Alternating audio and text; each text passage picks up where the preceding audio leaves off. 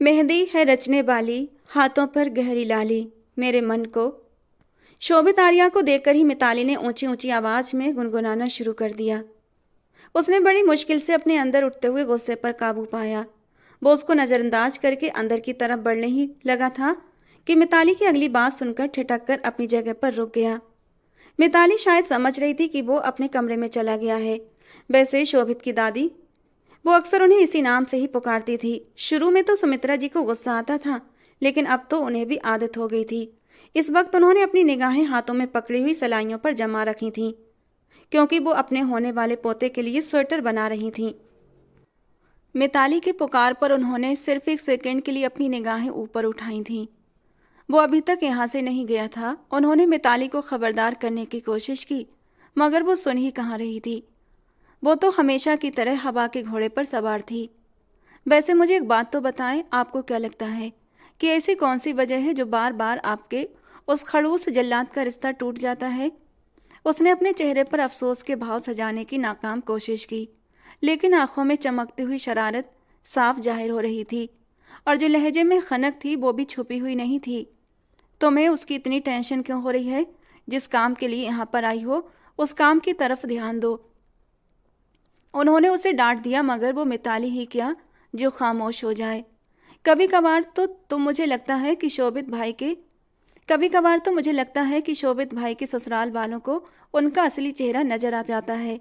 इसी वजह से वो रिश्ता तोड़ देते हैं। कौन इंसान चाहेगा कि उनकी बेटी की शादी किसी हिटलर से हो जाए? उसकी जबान एक बार फिर से बेकाबू हो चुकी थी। शोभित के आगे बढ़ते हुए कदम पीछे की तरफ मुड़ गए। वो उसके बराबर में आकर खड़ा हो गया था, लेकिन मिताली ने गौर नहीं किया। मेरा दिल कर रहा है कि एक बार उसकी ना होने वाली मंगेतर को कॉल करके पूछूं। हो सकता है कोई सिरा हाथ आ जाए और हमें पता चल जाए कि ऐसी कौन सी वजह है जो दूसरी बार भी मंगनी टूट रही है। तुम्हें फिक्र करने की जरूरत नहीं है, अपने रिजल्ट की फिक्र करो। इस बार तुम फेल हो गई तो वापस गांव भेज दूंगा। जानी पहचानी मर्दाना आवाज अपने बेहद करीब से सुनकर उसके होश एकदम से उड़ गए थे। वो डर के मारे अपनी जगह पर उछल पड़ी थी। शोभित भाई, आपने तो मुझे डरा ही दिया था। इस तरह से छुपकर किसी की बातें नहीं सुनते, बैड मैनर्स होते हैं। और जो तुम मेरी बुराइयां कर रही हो पीठ पीछे, इस बारे में तुम्हारा क्या ख्याल है? ये सुनकर उसने डर के मारे थूक निकला था। मैं तो बस दादी जी के पास बैठकर आपके टूटे हुए रिश्ते पर सोच विचार कर रही थी। कसम से अभी भी आपके लिए बहुत अफसोस हो रहा है मुझे। ये कहकर उसने बड़े ही अफसोस के साथ ड्रामाई अंदाज में उसके कंधे पर हाथ रखकर धीरे से थपक कर उसे तसल्ली दी थी। वो तो उसकी एक्टिंग पर वाह वाह कर उठा था। शोभित को कुछ कहने का मौका दिए बगैर ही वो सरपट वहां से भागी थी। वो बेचारा भी दादी जी की वजह से बर्दाश्त कर गया था। मैं आपको बता रहा हूँ दादी, अपने छोटे से तूफान को संभाल कर रखें, वरना इसको उठाकर किसी खाई में फेंक दूंगा या इसे किसी दरिया में बहा दूंगा। सिर्फ आपकी वजह से इस लड़की को घर में टिकने दिया है, वरना मैं इसे एक मिनट भी घर में बर्दाश्त न करूं। कैसी बातें करते हो शोभित? जो अगर तुम्हारी भाभी ने सुन लिया तो वो क्या सोचेंगी? मुझे भाभी से कोई शिकायत नहीं है दादी, बस भाभी की छोटी बहन से शिकायत है, जो मुझे जहर से भी ज्यादा कड़वी लगती है, उसने झुंझलाते हुए कहा। और फिर वो भी वहां से चला गया, जबकि दादी दोनों की तरफ ध्यान दिए बगैर फिर से अपने होने वाले पोते के स्वेटर में बिजी हो गई थीं। शाम 5 बजे का वक्त था जब न्यू जनरेशन का टोला हवेली के लॉन में बैठा हुआ था। बीच में आग जल रही थी और वो चारों आसपास बैठकर खानदान वालों की बुराइयां करने में बिजी थे, जिसमें मिताली मैडम सबसे आगे आगे थीं। उसकी बातें जहां कहीं से भी शुरू होती, मगर शोभित पर ही आकर रुकती थीं। यार कसम से मुझे अब अंदर से बड़ी उत्सुकता होने लगी है। दूसरी बार उसका रिश्ता टूट रहा है। इतनी खुशी तो मुझे कभी अपने पास होने पर भी नहीं हुई, जितनी खुशी मुझे उसका रिश्ता टूटने पर हो रही है। कसम से दिल कर रहा है कि उठकर भंगड़े डालना शुरू कर दूं। तो फिर इंतजार किस बात का है? उठो और भंगड़े डालो।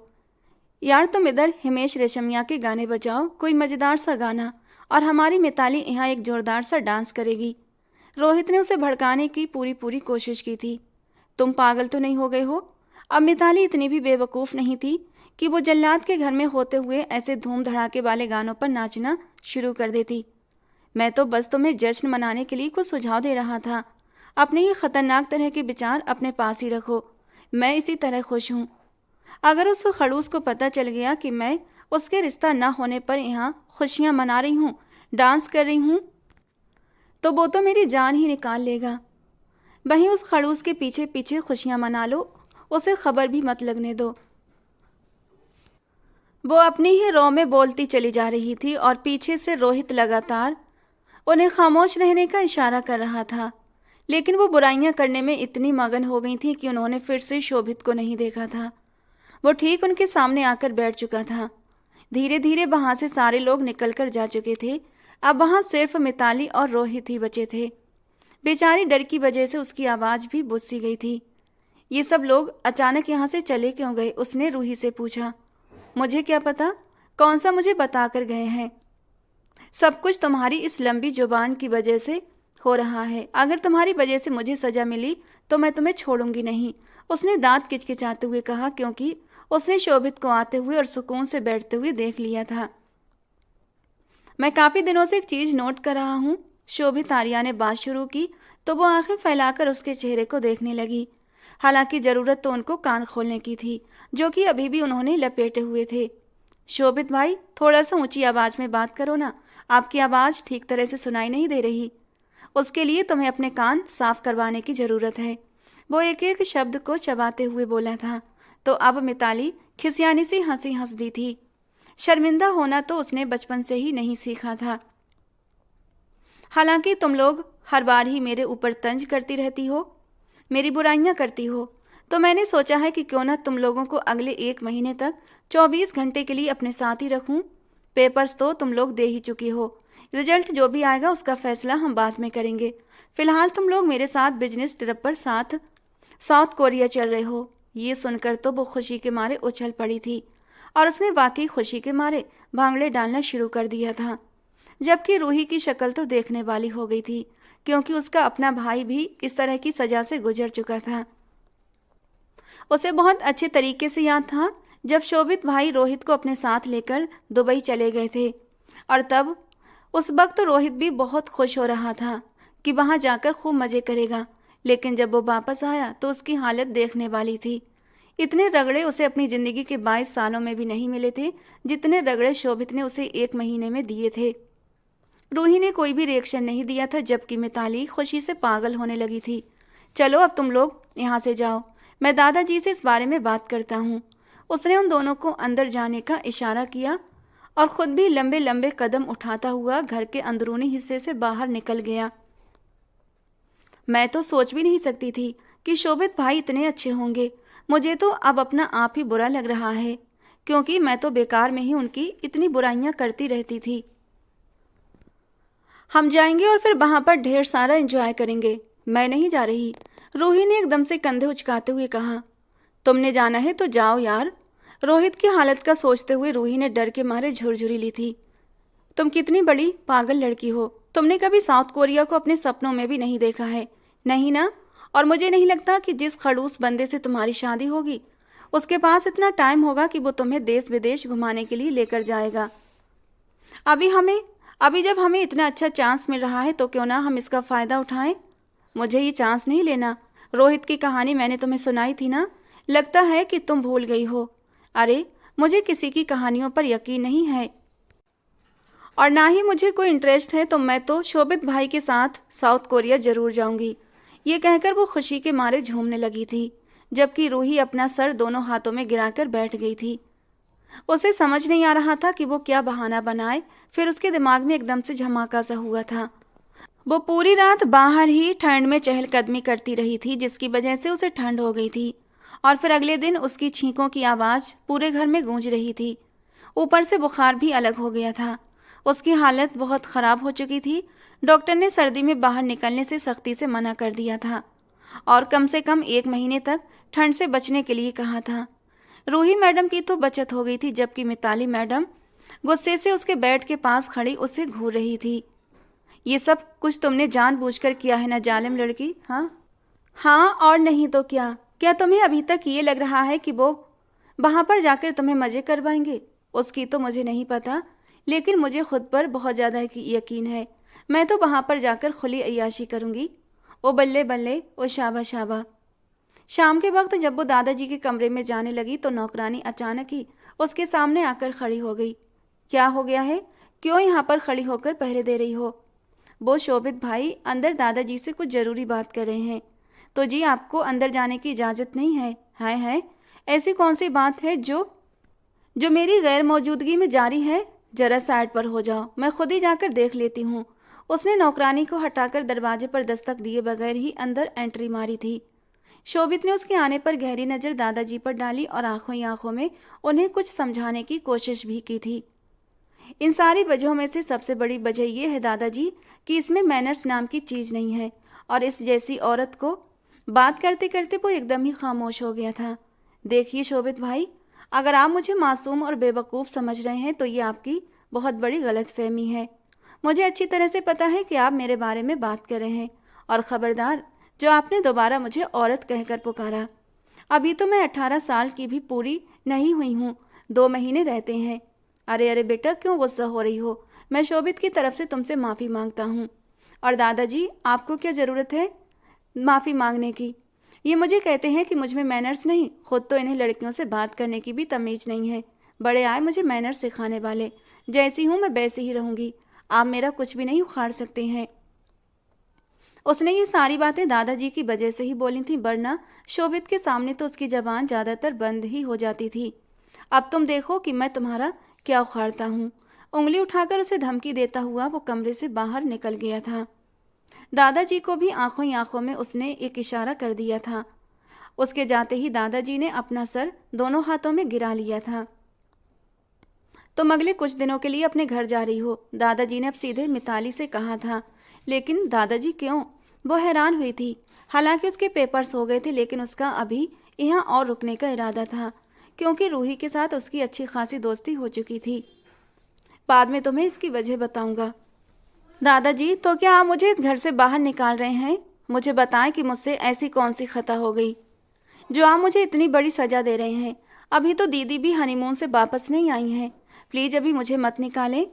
अरे बेटा, तुम्हें घर से नहीं निकाल रहा हूँ, बल्कि तुम्हारे लिए एक बहुत बड़ा सरप्राइज़ है। कुछ ही दिनों में तुम्हें पता भी चल जाएगा। उन्होंने उसके सर पर प्यार से हाथ रखा और खुद बेड पर सीधे होकर लेट गए। उन्होंने अपनी आंखें बंद कर लीं, जिसका साफ मतलब ये था कि अब वो कोई और बात नहीं करना चाहते हैं और मिताली को वहाँ से चले जाना चाहिए।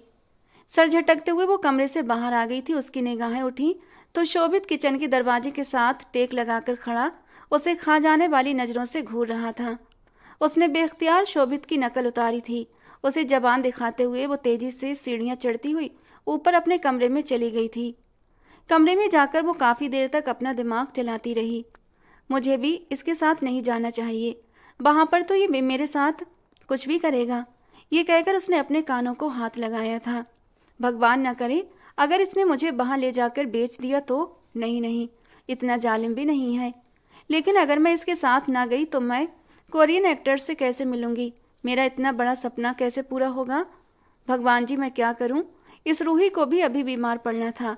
अगर ये साथ चलती तो इतनी प्रॉब्लम की बात नहीं थी। वो इस वक्त खुद को बहुत बेबस महसूस कर रही थी। फिलहाल वो कुछ भी सोचने समझने की पोजीशन में नहीं थी, क्योंकि अभी उसे पैकिंग भी करनी थी। न जाने कौन सा सरप्राइज था जो दादाजी उसे देने वाले थे। उधर उसने अपने घर में कदम रखा था और इधर उसे लगा जैसे पूरे घर में भूचाल आ गया हो। उसके भाई के बच्चे उसके आसपास जमा हो गए थे। रात 9 बजे का समय था। हर तरफ गहरी धुंध फैली हुई थी और वो उससे जिद कर रहे थे कि हमारे साथ क्रिकेट खेलिए। उसने बड़ी मुश्किल से उन बच्चों से जान छुड़वाई थी। थोड़ी देर के लिए ही वो अपनी माँ के पास बैठी तो उसकी माँ लगातार शोभित का ही नाम लिए जा रही थी। उसी के बारे में पूछती जा रही थी। वो कैसा है, उसका मिजाज कैसा है। वो हर जवाब को हिटलर से शुरू करती और उसका जवाब हिटलर पर ही जाकर ख़त्म हो जाता था। बातों के आखिर में सरला जी ने उसको बेहद गुस्से से घूर कर देखा था। जो औरतें अपने पति की इज्जत नहीं करती वो कभी भी आबाद नहीं होती हैं। हाँ, तो आपको किसने कहा कि मैं अपने पति की इज्जत नहीं करूँगी? अरे उसे तो मैं अपने सर आँखों पर बिठा कर रखूँगी। खैर, अभी तो हम शोभित भाई की बात कर रहे हैं ना, जो 1 नंबर का जहरीला सांप है। वो मेरे ही खून का प्यासा बना रहता है। गुस्सा तो हर वक्त उसकी नाक पर सवार रहता है। कसम से कभी कभी तो दिल करता है कि उसकी गर्दन पकड़कर मरोड़ दूं, लेकिन जिम कर करके उस जालिम ने अपनी गर्दन भी इतनी मोटी कर ली है कि मेरे नाजुक से हाथ टूट जाएंगे, मगर उसकी वो मोटे हाथी जैसी गर्दन को फर्क नहीं पड़ेगा। बस बस, अब खामोश हो जाओ। सरला जी ने उसके खतरनाक इरादे सुनकर अपने कानों को हाथ लगाते हुए कहा था। मैं तो पहले ही खामोश थी मामा। उसके जवाब में उसके बारे में बात ही नहीं करना चाहती थी, लेकिन आपने ही मुझे बात करने के लिए मजबूर किया था। वो कंधे उचकाते हुए अपने कमरे में आराम करने के इरादे से चली गई थी। दिल के दिल में वो दादाजी के सरप्राइज का भी बेसब्री से इंतजार कर रही थी, जबकि दूसरी तरफ सरला जी ने अपना माथा पीट लिया था। अभी 2 महीने पहले ही उन्होंने अपनी बड़ी बेटी की शादी की थी। सुनैना बहुत ही सुलझी हुई लड़की थी, उसमें तो सरला जी की जान बसती थी। वो जितनी समझदार और सॉफ्ट नेचर की थी, छोटी बहन मिताली उतनी ही लापरवाह और शरारती थी। हमेशा अपनी मनमानी करती थी, किसी की बातों को खातिर में ही नहीं लाती थी। जो कुछ उसके दिल में होता वो वही करती थी, चाहे उसे किसी को नुकसान ही क्यों ना हो जाता। सुनैना की शादी उसके पापा के दोस्त के बेटे हार्दिक से हुई थी, जो कि उसी की तरह खामोश मिजाज का इंसान था। वो बहुत ही सब्र से काम लेता था, बहुत ही कूल बंदा था, जबकि उसके मुकाबले में उसका छोटा भाई शोभित, वो तो हद से ज़्यादा खुदसर जिद्दी इंसान था। गुस्सा हर वक्त ही उसकी नाक पर सवार रहता था। शरारती चुलबुली लड़कियां उसे एक आंख नहीं भाती थीं। इसी वजह से उसे अपने पापा के दोस्त की ये सबसे छोटी बेटी सबसे ज़्यादा जहर लगती थी, जो कि अपनी बहन की विदाई के कुछ दिन बाद ही उनके घर में आ गई थी। और वजह यह थी कि मिताली का परिवार छोटे शहर में बसता था, लेकिन उसे पढ़ने के लिए बड़े शहर आना पड़ता था। पहले वो हॉस्टल में रहती थी, लेकिन जब सुनैना की शादी उसी शहर में हुई तो उसे रहने के लिए एक बढ़िया ठिकाना मिल गया था, और तब से वो पढ़ने के लिए सुनैना के घर पर ही रहने लगी थी।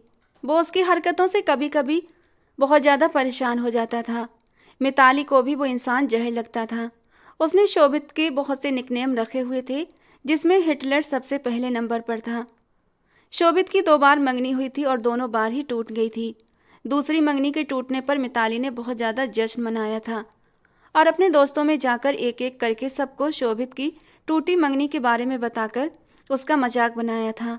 यहाँ पर शोभित के सब्र का पैमाना बढ़ गया था, क्योंकि मिताली की एक दोस्त शोभित के दोस्त की बहन थी। शोभित की बदनामी उसके दोस्तों तक फैल चुकी थी।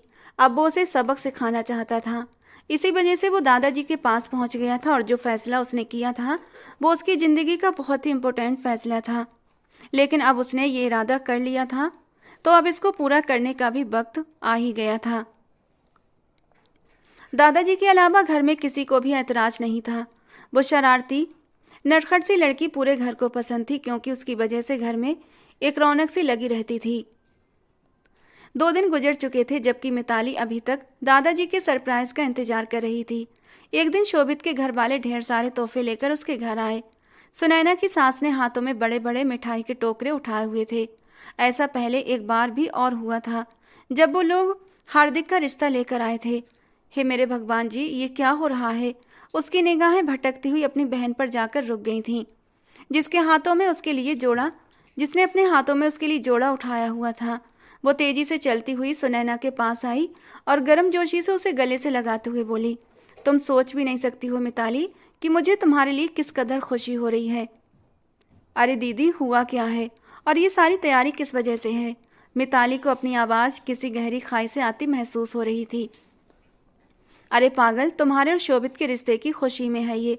तुम्हें मामा ने बताया नहीं कि उन्होंने शोभित को तुम्हारा रिश्ता दे दिया है, और आज ही हम लोग मंगनी का एक छोटा सा फंक्शन करने आए हैं। ये शब्द नहीं थे, बल्कि कोई बम धमाका था जो किसी ने उसके सर पर किया था।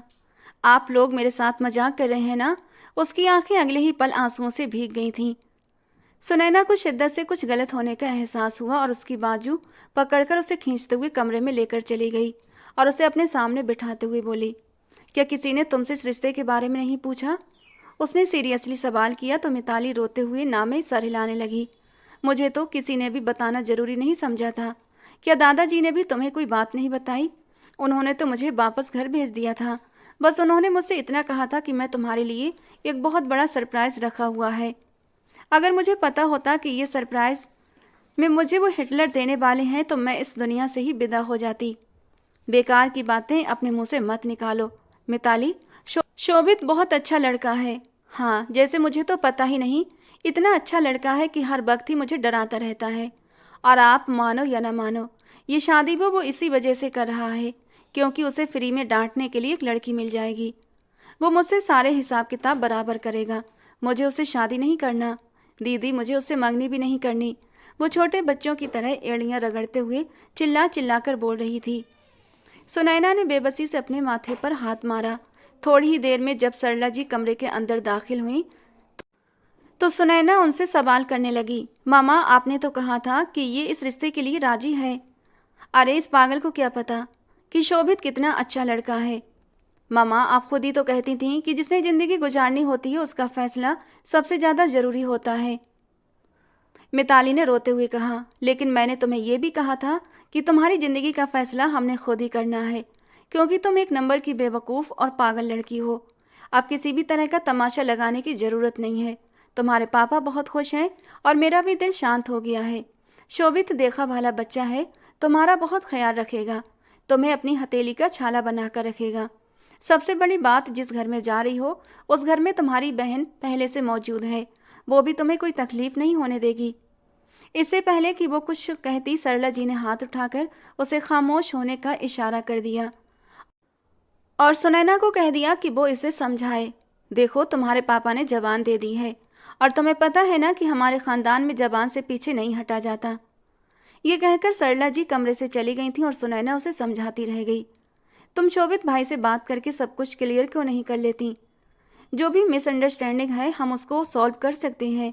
वो सच में बहुत ही अच्छा इंसान है। उसकी अच्छाई की गवाही मैं खुद भी देने को तैयार हूँ। मुझे किसी की भी गवाही की ज़रूरत नहीं है और ना ही मुझे उसके साथ अपने रिश्ते सुधारने हैं। आपकी वजह से मजबूर होकर मैं उससे मंगनी तो कर रही हूँ, लेकिन मैं उससे शादी कभी भी नहीं करूँगी। मैं कभी भी विदा होकर उसके घर नहीं जाऊँगी। जहर से भी ज़्यादा कड़वा लगता है मुझे वो इंसान। ये कहकर मिताली गुस्से से कपड़े उठाकर वॉशरूम में घुस गई थी। थोड़ी ही देर में वो बाहर निकली तो सुनैना ने उसे जल्दी जल्दी तैयार कर दिया। वो बहुत हसीन लग रही थी। उसके नए नक्श भी काफ़ी ज़्यादा खुलकर सामने आ गए थे। दीदी, मैं आपको बता रही हूँ, मैं उस इंसान से शादी नहीं करूँगी। हाँ हाँ ठीक है, मत करना, लेकिन फ़िलहाल तो खामोश रहो। सुनैना उसे लेकर नीचे लॉन में आ गई थी। वहाँ पर बहुत ही खूबसूरत इंतजाम किया गया था। दादाजी की तरफ से ये सरप्राइज़ था कि उसकी मंगनी के साथ साथ शादी भी होनी थी। और जब उसने नीचे आकर पंडित जी को बैठे और मंडप तैयार करते देखा तो उसकी जान निकलने लगी थी। उसने शिद्दत से भगवान जी से प्रार्थना की थी कि उसको मौत आ जाए। शोभित सामने ही मंडप में तैयार बैठा था। सामने ही पंडित जी कुछ मंत्रों का जाप करते हुए अपने काम में बिजी थे। उसने हल्की सी निगाह उठाई तो वो उसी को खूनी नज़रों से देख रहा था। अगर मैंने भी इसकी ज़िंदगी को नरक न बनाया तो मेरा नाम भी मिताली नहीं, वो गुस्से से शब्द चबाते हुए मन में बोली थी। जब पंडित जी ने वधू को मंडप में लाने के लिए कहा तो उसे होश आया था। उसके बाद पूरे हॉल में गहरी खामोशी छा गई और फिर धीरे धीरे पंडित जी शादी के मंत्रों को बोलने लगे। लेकिन पंडित जी कम से कम 2-3 बार अपनी बात दोहराते, तब कहीं जाकर मिताली अपना हाथ आगे करती थी। शोभित गुस्से से मुट्ठियां भींचे बैठा था। उस लड़की ने उसे अजीब सी नफरत महसूस हो रही थी। थोड़ी देर पहले उस लड़की की खामोशी से उसे शर्मिंदगी उठानी पड़ी थी। उसका उसे कोई अंदाजा नहीं था। खैर, शादी हो चुकी थी और वो शोभित के नाम हो चुकी थी। लेकिन फिर स्टेज पर बैठने के बजाय वो अपने कमरे में चली गई। उसने बहाना बना दिया था कि उसकी तबीयत खराब है। उसने अपना कमरा भी अंदर से लॉक कर लिया था और अब बेड पर गिरी वो फूट फूट कर रोती चली जा रही थी। मैं इतनी बदकिस्मत कैसे हो सकती हूँ? जिस इंसान से हमेशा से ही मैं नफरत करती थी, जिसे देखकर ही मुझे गुस्सा आ जाता था, मेरी उसी से शादी कैसे हो सकती है? हे भगवान जी, मैं क्या करूँ? उस इंसान से पीछा कैसे छुड़वाऊँ? दादाजी, मैं आपको कभी भी माफ़ नहीं करूँगी। उसे लग रहा था अब वो थोड़ी देर में ही विदाई करवाने के लिए उसके कमरे में कोई आ जाएगा। लेकिन मिताली की हालत को देखते हुए सरला जी ने फैसला किया था कि विदाई की रस्म कल कर लेते हैं। शोभित के पापा का भी यही इरादा था कि मिताली की तबीयत ठीक नहीं है, विदाई फिर कभी के लिए रख लेते हैं। शोभित को भी कोई ऐतराज न हुआ। इस एक हफ्ते में वो उसके सारे कागजात बनवा लेगा। वो अपने बिजनेस ट्रिप के सिलसिले में साउथ कोरिया जा रहा था और उसका इरादा था कि वो इस लड़की को भी अपने साथ ही लेकर जाएगा।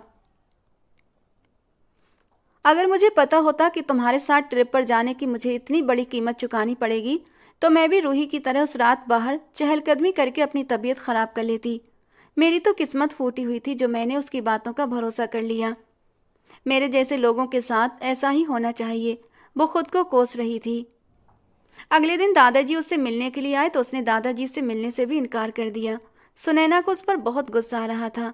ये क्या तमाशा लगाया हुआ है तुमने? दादाजी से क्यों नहीं मिली? मैंने कोई तमाशा नहीं किया। तमाशा तो उन्होंने मेरा बना दिया है। मेरी आत्मा तक को छलनी छलनी कर दिया है।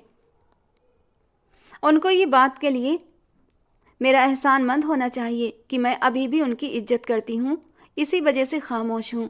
वरना जो धोखा उन्होंने मेरे साथ किया है ना, दिल कर रहा है कि पूरी दुनिया में उन लोगों का तमाशा लगा दूँ। किसी ने भी तुम्हारे साथ कोई धोखा नहीं किया है। जो कुछ भी हुआ है तुम्हारी भलाई के लिए ही था। और वैसे भी शोभित का रिश्ता बहुत पहले ही मामा ने मांगा हुआ था।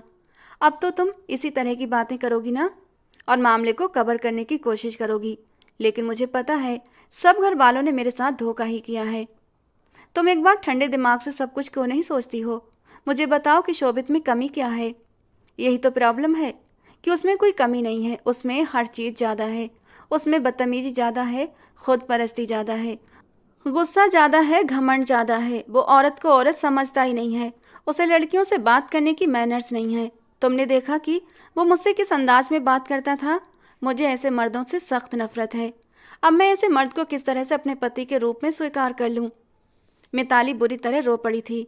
सुनैना को अफसोस हुआ। वो अगर तुम्हें कुछ कहता था तो तुम्हारी भलाई के लिए ही था। किसी को भी मेरी भलाई की फिक्र करने की ज़रूरत नहीं है। मैं जानती हूँ कि मेरे लिए क्या ठीक है और क्या गलत। तुम्हें तो समझाना ही बेकार है। मामा कह रही थी कि अगले ही हफ्ते वो तुम्हारी विदाई कर देंगी। सुनैना की बात पर वो बिदक उठी थी। तुम लोग एक बार में ही मुझे जान से क्यों नहीं मार देते? ये रोज रोज के ड्रामों से बेहतर है एक बार ही मेरा गला दबा दो। वो गले के बल चीख रही थी। सुनैना होंठ भींचती उसको देखती रही और फिर लंबे लंबे कदम उठाती हुई उसके कमरे से बाहर निकल गई। उसके नाना करने के बावजूद भी अगले हफ्ते उसकी विदाई कर दी गई थी। वो दुल्हन बनी शोभित के कमरे में मौजूद थी। जब वो कमरे में दाखिल हुआ तो वो एकदम उठकर बैठ गई। इससे पहले कि वो वॉशरूम में दाखिल होती, शोभित ने उसके बाजू को पकड़कर उसे अपनी ओर खींचा था। वो जोर से उसके सीने के साथ जाकर लगी थी और फिर अपना बैलेंस न बना सकी। इससे पहले कि वो जमीन पर गिरती, शोभित ने उसे कमर से थाम लिया था। उन दोनों के चेहरे एक दूसरे के बेहद करीब थे। वो उसकी सांसों की तपिश अपने चेहरे पर महसूस करते हुए मदहोश हो रहा था। और शायद वो अपने होश खो देता कि अचानक ही मिताली ने उसके सीने पर हाथ रखकर उसे जोर से पीछे की ओर धक्का दिया था। इस हरकत पर शोभित का खून गुस्से से खौलने लगा। तुम होश में तो हो? ये क्या कर रही हो? मेरे करीब भी मत आइएगा। खबरदार, जो आपने मुझे हाथ लगाने की कोशिश की। ये शादी मेरी मर्जी से नहीं बल्कि घर वालों की मर्जी से हुई है। मुझे आपसे शादी करने का कोई शौक नहीं था। अपनी जबान संभाल कर बात करो लड़की।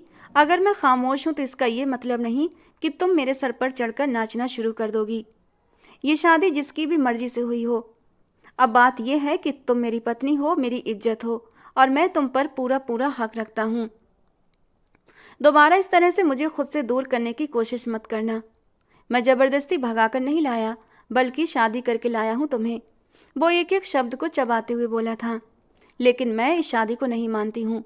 तुम्हें यकीन दिलाने के लिए तुम्हारे सामने शादी के सारे सबूत रख दूंगा, लेकिन उसके बाद जो सलूक मैं तुम्हारे साथ करूंगा उसकी जिम्मेदार सिर्फ और सिर्फ तुम खुद होगी। ये कहकर उसने जोर से मिताली को धक्का दिया। वो बेड पर जाकर गिरी। उसकी आंखें फिर से आंसुओं से भर गई थीं। शोभित वॉशरूम की तरफ बढ़ने ही लगा था कि पीछे से उसकी आवाज़ सुनकर एकदम से अपनी जगह पर रुक गया। मैं आपसे नफरत करती हूँ। आप जैसे जिद्दी अनापसंद मर्द से मुझे घिन महसूस होती है। उसकी बात पर शोभित तंजिया अंदाज में हंसा था। ये तो बहुत ही बुरा हुआ, क्योंकि अब इसी इंसान के साथ तुम्हें अपनी सारी जिंदगी गुजारनी पड़ेगी, चाहे नफरत करो या फिर मोहब्बत करो। ये तुम्हारी प्रॉब्लम है। मैं थोड़ी देर में आ रहा हूँ। यहाँ पर मुझे किसी भी तरह का कोई सीन क्रिएट नहीं मिलना चाहिए। अच्छी पत्नियों की तरह जो आज रात के तुम्हारे काम है वो करो और मुझे खुश करने के लिए भी तैयार हो जाओ। मेरे साथ रहना है तो सबसे पहले तुम्हें मेरी बात मानना सीखना होगा, और फिर उसके बाद मैं तुम्हें मैनर्स भी सिखा दूंगा। तुम्हें बताऊंगा कि अच्छी औरतें किस तरह से ज़िंदगी गुजारती हैं। मुझे कुछ भी नहीं सीखना। मुझे आपके साथ रहना ही नहीं है, मुझे यहाँ से जाना है। वो एकदम से चीखने लगी। शोभित ने अचानक उसकी गर्दन अपने हाथों में दबाई और उसके चेहरे को अपने बेहद करीब ले गया। ऊंची आवाज में बात करने वाली औरतें मुझे बेहद जहर लगती हैं। कोशिश करना कि दोबारा तुम्हारी आवाज मेरे सामने ऊंची ना होने पाए, वरना मैं तुम्हारी जबान ही काट दूंगा। तकलीफ के एहसास से मिताली रोने लगी थी। मुझे दर्द हो रहा है, छोड़े मुझे। मुश्किल से उसकी आवाज़ गले से निकली थी। शोभित को उस पर तरस आया। उसने झटके से उसकी गर्दन छोड़ दी। वो जमीन पर गिरकर बुरी तरह से खांसने लगी। शोभित ने ना तो पानी का गिलास उसकी तरफ बढ़ाया था, ना ही उसके लिए कोई चिंता दिखाई थी, बल्कि तेजी के साथ फ्रेश होने के लिए वॉशरूम में घुस गया था। जब वो वापस आया तो वो सोफे पर ही टिककर बैठी हुई थी और अपनी हथेलियों को देखे जा रही थी। शोभित ने अचानक ही अपने होंठ भींच लिए। जल्दी से फ्रेश होकर आओ, मैं तुम्हारा इंतजार कर रहा हूँ। ये सुनकर उसके दिल की धड़कन फिर से तेज होने लगी थी। वो मरे मरे कदमों के साथ फ्रेश होने के लिए वॉशरूम में चली गई। वहां पर भी उसने अच्छी खासी देर लगाई थी। पूरे 1 घंटे के बाद वो वॉशरूम से बाहर निकली थी। उसे लग रहा था कि इतनी देर में शोभित सो चुका होगा, लेकिन वो अभी तक उसके इंतजार में जागते हुए फ़ोन में बिजी था। शोभित ने बेड पर उसके लिए थोड़ी सी जगह बनाई तो वो आंसू पीती हुई उसके बराबर में जाकर बैठ गई, क्योंकि अब उसमें विरोध करने की भी हिम्मत नहीं थी। वो जानती थी कि उसके हर विरोध को इसी तरह से कुचल दिया जाएगा। शोभित ने आगे बढ़कर लाइट ऑफ कर दी और उसे अपनी बाहों में कैद कर लिया। मिताली की सिसकियों की आवाज़ पूरे कमरे में गूंज रही थी। उसे लग रहा था कि शोभित उसके साथ जबरदस्ती करेगा, उससे अपना हक वसूल करेगा, लेकिन उसने कोई भी अपनी तरफ से ऐसी पहल नहीं दिखाई, बल्कि सख्त आवाज में बोला था, चुपचाप सो जाओ, मुझे परेशान मत करो। सुबह मेरी एक इम्पोर्टेंट मीटिंग है, मुझे उसके लिए जल्दी उठना है। ये सुनकर मिताली ने फौरन से अपने होंठों पर उंगली रखी और फिर न चाहते हुए भी अपना सर उस हिटलर के चौड़े सीने पर रख दिया। जब उसने मिताली के आसपास अपने हाथ का घेरा मजबूत किया तो वो सिर्फ एक पल के लिए चौंकी थी, मगर फिर उसे यकीन हो गया था कि वो उसके साथ जबरदस्ती नहीं करेगा। इसके साथ ही वो एकदम से रिलैक्स हो गई थी। कुछ ही देर में उसके छोटे छोटे खर्राटों की आवाज़ पूरे कमरे में गूंजने लगी थी, जिससे कि शोभित के लिए सोना मुश्किल हो गया था, क्योंकि उसे एकदम शांत माहौल में सोने की आदत थी। वो उसको सावधानी से बेड पर लिटाता हुआ खुद बालकनी में जाकर सिगरेट पीने लगा था। एक नज़र उसने शीशे के पार सोई हुई उस लड़की पर डाली जो रोती धोती उसकी पत्नी बन चुकी थी। उसके कमरे में उसके बेड पर हक जमा चुकी थी, लेकिन वो उसके दिल पर अपनी कोई नरमी नहीं छोड़ सका था। निगाह दोबारा से सामने फैले अंधेरे पर जाकर जम गई थी। ठंडी हवाएं उसके पूरे वजूद को चीर रही थीं, लेकिन उसे ठंड का एहसास नहीं हो रहा था। न चाहते हुए भी उसने एक नज़र दोबारा से घूमकर उस लड़की पर डाली थी, जो अभी कुछ देर पहले उसकी दहशत से किसी सूखे पत्ते की तरह कांप रही थी। तुम्हें ट्रेंड करना इतना मुश्किल भी नहीं होगा, छोटी लड़की। अचानक ही वो गहरे अंदाज में मुस्कुरा दिया। सुबह जब वो सोकर उठी तो कमरे में कोई भी मौजूद नहीं था। गहरी खामोशी उसका मुंह चिढ़ा रही थी। रात के पल किसी फिल्म की तरह उसकी नज़रों के सामने घूमने लगे थे। खड़ूस कहीं का, दोबारा अगर मेरे लिए ये शब्द इस्तेमाल किए तो तुम्हें इसकी भी सज़ा मिलेगी। अचानक से जानी पहचानी मर्दाना आवाज़ सुनकर वो डर से अपनी जगह पर उछल पड़ी थी। डरते डरते गर्दन फेर कर देखा तो वो साइड पर ही खिड़की के सामने खड़ा था। उसने अभी तक वहां पर देखा ही नहीं था। उसे लगा कि वो कमरे में नहीं है, और वो भी तो इस कदर खामोशी से खड़ा था कि उसने अपनी मौजूदगी का एहसास ही नहीं होने दिया था। मैं तो बस, मेरे साथ रहना है तो सबसे पहले मेरी इज्जत करना सीखना होगा। समझ आ रही है ना कि मैं क्या कह रहा हूँ? वो उसकी छोटी सी नाक खींचने लगा। और इससे पहले मेरे कामों की जिम्मेदारी ले लो। आज के बाद तो मेरे सारे काम क्या करोगी? मेरे कपड़े धोने से लेकर मेरे खाना बनाने तक का हर काम तुम्हारे जिम्मे है, और इस कमरे की सफाई भी मुझे नौकरों से करवाना सख्त बुरा लगता है। पहले मैं खुद करता था या फिर मामा करती थी, लेकिन अब तुम इस घर में आ गई हो तो माँ से काम करवाने की ज़रूरत नहीं। जी ठीक है, वो अपनी उंगलियां चटकाते हुए बोली थी। मुझे फ़िलहाल बताएं कि मैं अभी क्या करूं। पहले तो ये कपड़े उठाओ और जाकर प्रेस करो। ये सुनकर उसके चेहरे के हाव भाव एकदम से बदल गए थे। कपड़े प्रेस करना उसे सबसे ज़्यादा बुरा लगता था। अपने घर में भी वो ये काम या तो अपनी बड़ी बहन के हवाले कर देती या फिर थोड़े से पैसे देकर अपनी कज़न से करवा लेती थी, लेकिन यहाँ पर तो ऐसा कोई सिलसिला भी नहीं था। सुबह सुबह वो शोभित के कपड़े प्रेस कर रही थी सुनैना, जो कि नाश्ता करने के लिए किचन में जा रही थी, उसने मिताली को कपड़े प्रेस करते हुए देखा तो मुस्कुराहट दबाते हुए धीरे से चलती हुई उसके पहलू में जाकर खड़ी हो गई थी। मैं प्रेस कर दूं? सुनैना ने उसे ऑफर की तो वो हड़बड़ाते हुए ना में सर हिलाने लगी। नहीं, मैं खुद कर लूंगी। मिताली के अचानक से इनकार करने पर वो हैरान रह गई थी। अरे कोई प्रॉब्लम नहीं है, तुम पहले दिन की नई नवेली दुल्हन हो, मुझे दो, मैं कर दूंगी। भाभी आप रहने दें, मिताली खुद ही प्रेस कर देगी। शोभित की तेज आवाज पर सुनैना ने अचानक अपने हाथ पीछे की तरफ खींच लिए थे। आपको डॉक्टर ने रेस्ट करने के लिए कहा है, आप क्यों बाहर आ गई? मालकिन ने आपको देख लिया तो डांटेंगी। आपका नाश्ता वो कमरे में पहुंचा देंगी। उसी वक्त घर की नौकरानी उसी वक्त घर की नौकरानी भी रानी वहां पर आ गई थी और वो सुनैना को उसकी सास का हुक्म सुनाने लगी। उसे उम्मीद से हुए अभी एक हफ्ता ही हुआ था और उसकी सास ने उसे सख्ती से समझाया था कि तुमने अपने कमरे से कदम भी बाहर नहीं निकालना, लेकिन उसे अपनी छोटी बहन मिताली की फिक्र हो रही थी। मिताली ने आंखों ही आंखों में उसे शांत होने का इशारा किया। जिंदगी में पहली बार वो कोई काम कर रही थी, वो भी खुशी से नहीं बल्कि मजबूरी से, क्योंकि अब उस दुश्मन से वाकई उसे डर लगने लगा था। कपड़े प्रेस करने के बाद जब वो कमरे में गई तो शोभित ने उसके सामने अपने काले रंग के जूते रख दिए। मैं फ्रेश होकर आता हूँ, तब तक तुम इनको पॉलिश करो। मैं इन जूतों को पॉलिश करूं? मिताली का मुंह हैरत के मारे खुला का खुला रह गया था। क्यों? यहाँ पर तुम्हारे अलावा कोई और कमरे में मौजूद है क्या? वो चारों तरफ निगाह दौड़ाते हुए बोला तो वो होंठ भींचते हुए ना में सर हिलाने लगी। लेकिन बदले में मुझे क्या मिलेगा? अचानक ही उसके होंठों से निकला। उसकी ये पुरानी आदत थी, अगर कभी उसकी माँ उससे कोई काम करने के लिए मजबूर कर देती तो वो हमेशा बदले में कुछ ना कुछ मांगती थी। शोभित चौंक अपनी जगह पर रुका था और आंखें छोटी छोटी करके उसको घूरने लगा। तुम्हें बदले में क्या चाहिए? उसने बाजू लपेटकर सवाल किया। शायद मिताली को उम्मीद नहीं थी कि वो इतनी जल्दी मान जाएगा। आप मुझे आइसक्रीम खिलाने के लिए लेकर जाएंगे और फिर रात के वक्त लॉन्ग ड्राइव पर भी लेकर चलेंगे। वो एकदम ही एक्साइटेड होकर बोली थी। शोभित को इस तरह की चीजें बिल्कुल भी पसंद नहीं थी और ये चौंचले उसे एक आंख भी नहीं भाते थे, लेकिन उस लड़की के लिए उसने हाँ कह दिया था। उसके बाद खुशी खुशी उसने शोभित के जूते पॉलिश किए। मुझे एक और छोटी सी बात करनी थी। शोभित के नरम अंदाज की वजह से उसे थोड़ी सी हिम्मत मिली थी और ये बात शोभित ने भी बर्दाश्त की थी। बोलो, वो अपनी टाई बांधते हुए बोला। लेकिन आज उससे टाई नहीं बंध रही थी। वो खामोशी से अपनी नई नवेली पत्नी के सामने जाकर खड़ा हो गया तो वो हैरत से शोभित के चेहरे को देखने लगी।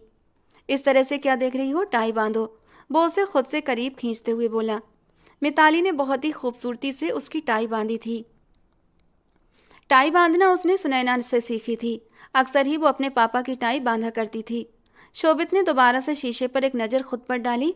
उसके होंठों से परफेक्ट निकला तो वो दिल खोलकर मुस्कुरा दी। हाँ, तो तुम क्या कह रही थी? वो मुझे नाश्ता बनाना नहीं आता। मैंने कभी भी घर में ट्राई नहीं किया था। अगर आप मुझे कुछ दिनों की मोहलत दे दें तो मैं नाश्ता बनाना सीख जाऊंगी। निगाहें झुकाकर उसने धीरे से कहा। ठीक है, कोई प्रॉब्लम नहीं। मैं नीचे मम्मा को जाकर बोल देता हूँ, बल्कि तुम खुद भी मेरे साथ चलो। उसने हक जमाने वाले अंदाज में मिताली का हाथ अपने हाथों में ले लिया और फिर उसे अपने साथ लेकर चलता हुआ सीढ़ियाँ उतरता डाइनिंग टेबल की तरफ बढ़ गया था। उन दोनों को एक साथ देखकर सब लोगों के चेहरे पर मुस्कुराहट फैल गई थी, जबकि मिताली के गाल बार बार शर्म की वजह से लाल हो रहे थे। रात के वक्त उसने शोभित का जो रूप देखा था वो उसके लिए बिल्कुल नया था और अभी वाला रूप भी उसके लिए अनोखा था। उसने कभी भी शोभित को अपने जीवन साथी के सूरत में नहीं देखा था, इसी वजह से वो उसके हर रूप पर चौंक जाती थी। मैंने आपको कहा था कि मैं इसे लेकर अपने साथ साउथ कोरिया जा रहा हूँ। हाँ, मुझे याद है, और तुम्हारे टिकट भी कंफर्म हो गए हैं। तुम लोग कल सुबह यहाँ से निकल सकते हो। ये सुनकर मिताली ने अचानक ही बेचैनी से अपना पहलू बदला था। उसे उसे अचानक से ही डर लगने लगा था। उसे लग रहा था कि वहां पर जाकर वो पूरी तौर पर आज़ाद हो जाएगा और जो यहाँ पर दादाजी का डर उसके दिल में है वो भी निकल जाएगा। उसने मदद भरी नज़रों से सुनैना के चेहरे की ओर देखा था। रूही भी उसकी घबराई हुई नज़रों को देख रही थी। शोभित के फ़ोन पर एक ज़रूरी कॉल आ गई और वो अपने ज़रूरी काम के इरादे से घर से बाहर निकल गया।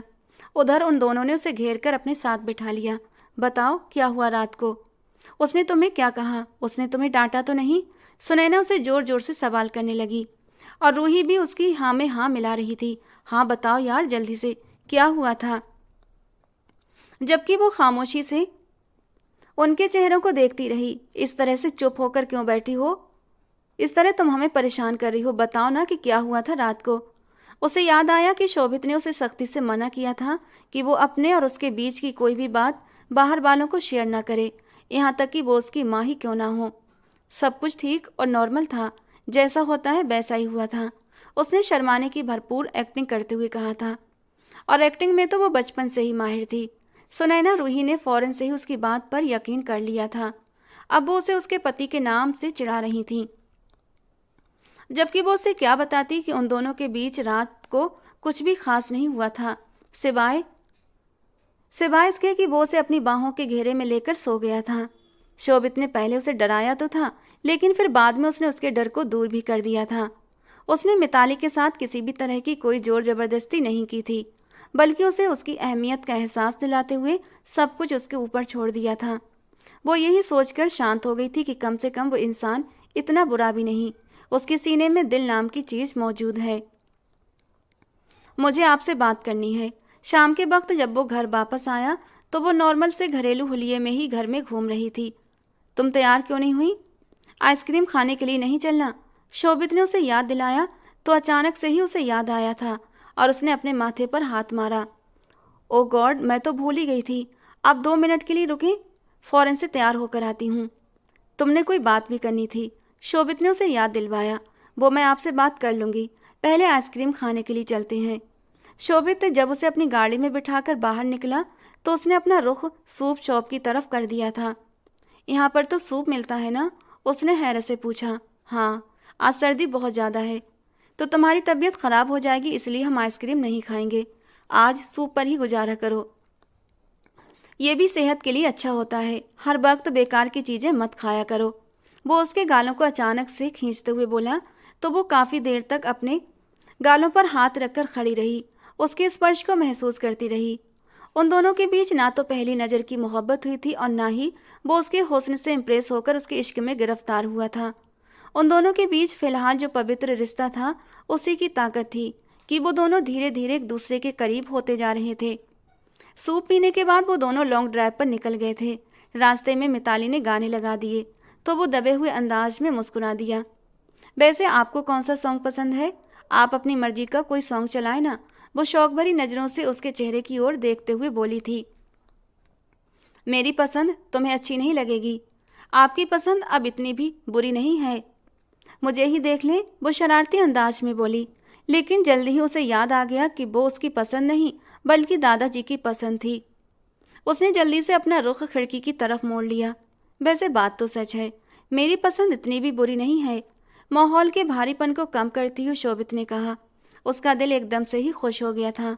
गाड़ी में अब बेहद रोमांटिक सा सॉन्ग चल रहा था और अब वो पछता रही थी कि उसने क्यों अपने पति को अपनी मर्जी का गाना लगाने की इजाज़त दे दी। उसके गाल बार बार शर्म के मारे लाल हो रहे थे कि तभी अचानक शोभित ने उसका हाथ अपने हाथों में ले लिया। वो एक पल के लिए कांप गई थी। उसके वजूद की कपकपाहट को महसूस करते हुए वो नरमी से बोला, यार रिलैक्स हो जाओ, परेशान होने की ज़रूरत नहीं है। मैं तुम्हारे साथ कभी भी जोर ज़बरदस्ती नहीं करूँगा और ये बात मैंने तुम्हें कल भी समझाई थी। मैं बस चाहता हूँ कि हम दोनों के बीच पहले एक स्ट्रॉन्ग बॉन्ड बन जाए, अंडरस्टैंडिंग क्रिएट हो जाए, ताकि हम लोग एक दूसरे को समझने लगें। मुझे ना तो तुम पर गुस्सा करने का शौक है, ना ही तुम पर रौब झाड़ने में मुझे मज़ा आता है। मैं बहुत ही शांत टाइप का इंसान हूँ और अपनी ज़िंदगी में भी सुकून चाहता हूँ, और वो सुकून मैं तुम्हारी ज़िंदगी में हरगिज भी नहीं आने दूंगी। उसने शरारत से कहा तो वो अपनी आंखें छोटी करके उसको घूरने लगा। मैं तो मजाक कर रही थी। कल मैंने जो भी तुम्हारे साथ किया वो सब कुछ तुम्हारी वजह से मजबूर होकर किया था। तुम नाजायज़ बातें कर रही थी और तुम्हारी हरकतें भी बर्दाश्त के काबिल नहीं थीं। अब मैंने तुम्हें समझा दिया और तुम भी काफ़ी हद तक संभल गई हो, तो मुझे यकीन है कि दोबारा तुम मुझे शिकायत का मौका नहीं दोगी। मैं ठीक कह रहा हूँ ना लिटिल गर्ल? अपनी बात पूरी करने के बाद वो सवालिया अंदाज में उसकी आंखों में झांकने लगा तो वो तेजी से सर हाँ में हिलाने लगी। Good good girl. रात के 2 बजे वो लोग घर के अंदर दाखिल हुए थे। मिताली ने रात का खाना ठीक तरह से नहीं खाया था तो उसे फिर से भूख लगने लगी थी। मुझे नूडल्स खाने का दिल कर रहा है, किचन में पड़े हैं। तुम ऐसा करो, तुम चलकर इंतजार करो, मैं बना कर लाता हूँ। वो खुशी भरी नज़रों से अपने खड़ूस पति को देखने लगी, जिसकी हर हरकत, हर बात उसे हैरान कर रही थी। अभी भी वो मिताली के लिए नूडल्स बना रहा था, बैठकर इंतजार करने की बजाय उसके बराबर में ही खड़ी थी। मैंने आज अपनी ज़िंदगी का सबसे बड़ा फैसला किया है। अच्छा, और वो क्या है? उसने मिताली की बातों में दिलचस्पी लेते हुए सवाल किया। वो ये है कि मैं आज के बाद कभी भी आपको खड़ूस कहकर नहीं बुलाया करूँगी। वाह, ये तो आपका बहुत बड़ा एहसान होगा मुझ पर। यह एहसान आपका मैं कैसे चुकाऊंगा? मुझे सिर्फ एक तरीका बता दें, क्योंकि आपका इतना भारी एहसान मैं ज़िंदगी भर अपने सर पर लेकर नहीं घूम सकता। वो उससे बड़े ही ड्रामाई अंदाज में बात कर रहा था, जबकि वो अपने मुंह पर हाथ रखकर खुलकर हंसी थी। उसके लिए अपनी हंसी कंट्रोल करना मुश्किल हो गया था। तुम हंसते हुए बहुत प्यारी लगती हो, इसी तरह से खुश रहा करो। तुम उदास होती हो तो मुझे बिल्कुल भी अच्छी नहीं लगती हो। ये लो, नूडल्स भी तैयार हो गए। उसने बाउल मिताली के सामने रखा तो वो नूडल्स खाने लगी। मैं बर्तन धो देती हूँ। नूडल्स खाने के बाद वो आगे बढ़कर बर्तन धोने लगी। हमेशा से उसने इसी तरह की ज़िंदगी के बारे में सोचा था, जिसमें उसका पति उसके साथ कोऑपरेट करेगा, उससे बेतहाशा मोहब्बत करेगा और उसके हर काम में उसका हाथ बटाएगा। यह भी उसकी फैंटेसी में से एक फैंटेसी थी, जो कि आज पूरी हो गई थी। पहले वो शोभित से इस वजह से घबराती थी और दूर भागती थी क्योंकि वो उसे प्रॉपर तरीके से जानती नहीं थी, लेकिन अब एक ही दिन में वो शोभित के बारे में बहुत कुछ जान गई थी। बिजनेस और ट्रिप की वजह से शोभित ने अपने रिसेप्शन को भी पेंडिंग रखा हुआ था, लेकिन अब दादाजी जोर दे रहे थे, पर उसने दादाजी को भी टाल दिया था। वो लोग साउथ कोरिया के एयरपोर्ट पर खड़े थे। सब आते जाते लोगों को इस तरह से मत घूरो यार, अजीब लग रहा है। वो जो वहां आकर हैरत से आंखें फाड़ फाड़ कर वहां के लोगों को देख रही थी। शोभित ने उसे टोक दिया। सच तो ये था कि वो जेलस हो रहा था। यार देखें तो सही, कितने प्यारे प्यारे कोरियन हैं। मुझे तो ये सारे ही एक्टर्स मालूम हो रहे हैं। देखिए तो सबकी शक्लें एक जैसी हैं और कितने क्यूट हैं। सारे ही छेले हुए आलू हैं। शोभित ने गुस्से से दांत पीसते हुए कहा था। कहीं आप इन लोगों से जेलस तो नहीं हो रहे? मैं इन लोगों से क्यों जेलस होऊंगा? इन लोगों में ऐसा है ही क्या? देखो, पता भी नहीं चल रहा लड़की है या लड़का। अरे आपको इतना भी नहीं पता? मैं आपको बताती हूँ। देखो, जिस तरह के उसका फेस है और जिस तरह की उसने ड्रेसिंग की हुई ना, साफ लग रहा है कि वो लड़का है। उसने खुशी भरे अंदाज में कहा, लेकिन जब वो लड़का उसके करीब आकर रुका तो उसके छक्के छूट गए, क्योंकि वो लड़की थी। और इस बार शोभित अपने पेट पर हाथ रखकर हंस हंस कर दोहरा हो रहा था। थोड़ी देर पहले वो कह रही थी कि वो उनकी खुशबू सुनकर ही पता लगा लेती है कि वो लड़का है या लड़की। ये कहकर वो फिर से हंसने लगा था। ज़्यादा मेरा मजाक बनाने की ज़रूरत नहीं है, किसी को भी गलतफहमी हो सकती है। हाँ हाँ, भरोसा रखो मुझ पर। चलो चलो, अब चलते हैं, काफ़ी ठंड हो गई है। उस दिन साल की पहली बर्फबारी हुई थी। लाइव बर्फबारी देखकर वो फिर से एक्साइटेड हो गई थी। वो शोभित का हाथ पकड़े बाहर गोल गोल घूम रही थी, जबकि वो ना ना करते हुए भी उसके साथ साथ था। उसने ज़िंदगी में कभी भी इतना एंजॉय नहीं किया था जितना कि एंजॉय वो इस लड़की की कंपनी में कर रहा था। वो इतनी भी बुरी नहीं थी और यही ख्याल मिताली का शोभित के बारे में भी था। जैसे जैसे वक्त गुजरता चला जा रहा था, वो लोग एक दूसरे को पहले से ज़्यादा समझने लगे थे। अब शोभित भी उसे छोटी छोटी बातों पर डांटता नहीं था, बल्कि उसे प्यार से समझाता था, उसी चीज़ों को कंट्रोल करने में बताता था। वो भी शोभित को समझने लगी थी। जब कभी उसके पति का मूड खराब होता तो वो फौरन उससे साइड पर हो जाती। वो कोई भी ऐसी बात नहीं करती जिसकी वजह से उसका मूड और ख़राब हो। दूसरी तरफ दादाजी उन्हें हिंदुस्तान आने के लिए कह रहे थे और उनसे खुशखबरी का भी सवाल कर रहे थे। अब मिताली उनको क्या बताती कि अभी तक तो उन दोनों के बीच वही एक अनदेखी सी दीवार खड़ी हुई थी, जो उसी रात शोभित ने उसकी इजाज़त से ख़त्म भी कर दी, क्योंकि अब वो उस लड़की से और दूरी बर्दाश्त नहीं कर सकता था। उस दिन शोभित ने उसे ज़िंदगी के अपने राज के बारे में बताया कि शोभित की मंगनियाँ इस वजह से टूटती थीं क्योंकि हर बार ही उसकी मंगेतर को किसी और से मोहब्बत हो जाती थी। और ये सुनकर तो वो काफ़ी दिनों तक उसका मजाक बनाती रही थी कि शुक्र करें आपको कोई मोहब्बत करने वाली लड़की मिली है, मेरी कदर कर लिया करें, वरना सारी ज़िंदगी आपका मोय मोय होता रहेगा। और जवाब में वो बस मुस्कुराकर उसे प्यार भरी नज़रों से देखता रहता। तो दोस्तों, आज की हमारी ये कहानी आपको कैसी लगी कमेंट बॉक्स में ज़रूर बताना। पसंद आई हो तो प्लीज़ लाइक करना। रोज़ ऐसी ही कहानियों के लिए हमारे चैनल को सब्सक्राइब करना। मिलते हैं दोस्तों अगली किसी नई और रोमांटिक सी कहानी के साथ।